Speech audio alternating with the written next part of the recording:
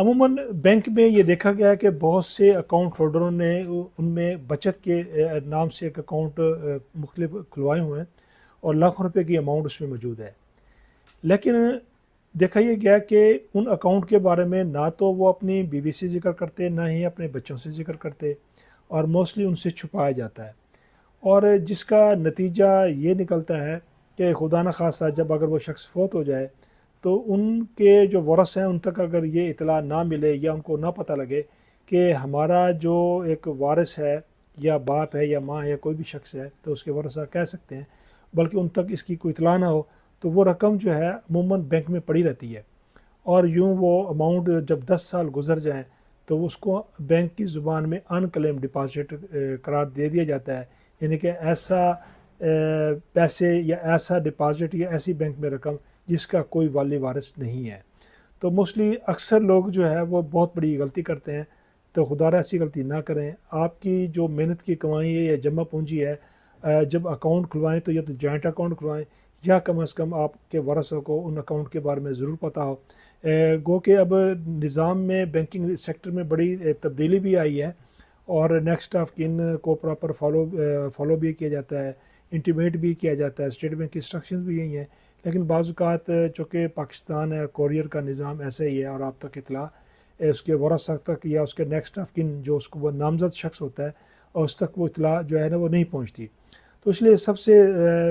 ज़रूरी है कि जब अकाउंट आप खुलवाएं तो पहली तरजीह आपकी हो कि जॉइंट अकाउंट हो, या कम अज़ कम आपके वर्षा को जो है ना ज़रूर इसकी इतला हो, तो खुदारा अनअटेंडेंट जो है ना अपने अकाउंट को ना छोड़ें। अब ये बात तो अब बतलाएगी कि अनक्लेम्ड डिपॉजिट क्या होता है, इसके नुकसान क्या हैं। अब बात करेंगे, अगर कोई अमाउंट 10 साल तक उसमें अगर आपने उसमें कोई लेन देन नहीं किया, उसमें कोई अकाउंट की स्टेटमेंट उसमें नहीं इशू की गई, तो उसको लावारिस अकाउंट 10 साल के बाद करार दे दिया जाता है। अब उसका रिफ़ंड कराने का तरीका क्या क्या है, किस तरीके से हम उस अमाउंट को वापस ले सकते हैं, मैं अब बयान करने लगा हूँ। तो सबसे पहले जब आप देखते हैं कि अगर मेरा 10 साल के बाद या किसी भी टाइम आपको पता लगता है कि ये मेरा अकाउंट तो अनक्लेम हो गया, या उसके वारसा को पता लगता है, तो सबसे पहले आप उस मुतलका बैंक से रुजू करेंगे,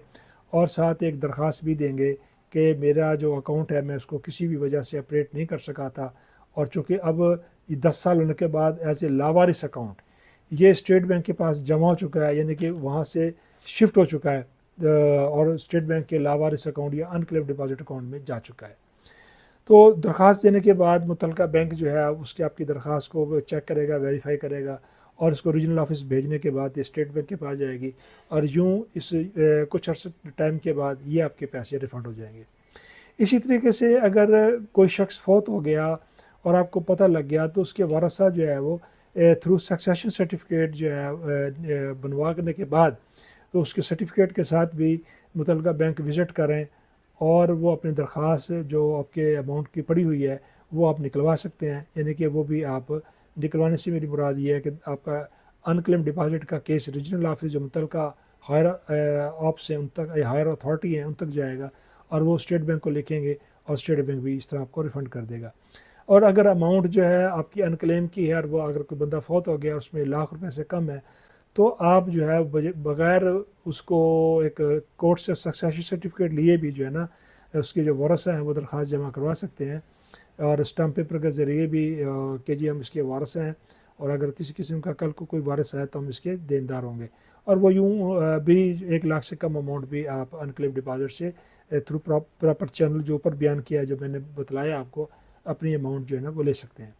और सबसे बड़ी, अब मैं आपको एक दिलचस्प जो है ना वो बात बतलाने लगा हूँ, और कि बड़ी दुख की बात भी है कि कितने लोग जो हैं जिन्होंने इन अकाउंट्स को अपने वारसों से छुपाया होगा, या वो बे औलाद होंगे, फौत हो गए होंगे, या पूरा बाज़ का ख़ानदान का ख़ानदान भी किसी हादसे का शिकार होने के बाद फौत हो जाता है। तो अब पाकिस्तान में बहुत से कमर्शियल बैंक हैं, और उसकी बड़ी एक लंबी चौड़ी एक लिस्ट भी है। मैं एक आपको सिंपल एक जो है मिसाल दूंगा। बैंक एक बहुत बड़ा कमर्शियल बैंक है, उसके नाम मैं तो नहीं लूँगा। उसमें 2024 में जो स्टेट बैंक, बल्कि नाम क्या तो स्टेट बैंक की वेबसाइट भी मौजूद है, हबीब बैंक है, एक जस्ट एक एग्जांपल के तौर में कोड कर रहा हूँ, तो उसमें 11,980 जो अकाउंट है, इंस्ट्रूमेंट है, यानी कि वो अनक्लेम डिपॉजिट के तौर पर स्टैंडर किए गए हैं, यानी कि उसको लावारिस अकाउंट में भेजे गए हैं, और उसकी अमाउंट 140 मिलियन बनती है 2024 की, जो 2024 में भिजवाए गए हैं। और इसके अलावा फॉरेन करेंसी अकाउंट बेशुमार भी हैं, डॉलर में, पाउंड में, यूरो में, जो अनक्लेम जो है स्टेट बैंक को शिफ्ट किए गए हैं। इसी तरीके से बाकी बैंक भी मौजूद हैं, बड़े बड़े बैंक हैं, और इनमें भी बहुत सी अमाउंट जो है ना वो शिफ्ट हुई है। तो इसी तरीके से, और जो अनक्लेम डिपॉजिट में मैं आपको ये भी बतलाता चलूँ, शुरू में मैंने नहीं बतलाया कि कौन से इंस्ट्रूमेंट है, कौन से अकाउंट हैं जो अनक्लेम 10 साल के बाद वो स्टेट बैंक को शिफ्ट हो जाएंगे। इनमें एक आम जो करंट अकाउंट है आपके, पेमेंट ऑर्डर है, बैंक ड्राफ्ट है, ये किस किस्म के भी अकाउंट है, सारे के सारे इंस्ट्रूमेंट है, कॉल डिपॉजिट है, फॉरेन करेंसी अकाउंट है, सेविंग है, व्हाट्सएवर जो भी है, सारे सरेंडर हो सकते हैं, सिवाय अगर एक माइनर अकाउंट है, गवर्नमेंट अकाउंट है, और या अगर कोई भी केस अगर कोर्ट ऑफ लॉ में पेंडिंग है, केस अदालत में चल रहा है, तो वो भी वो अकाउंट जो है वो स्टेट बैंक ऑफ पाकिस्तान को शिफ्ट नहीं होंगे।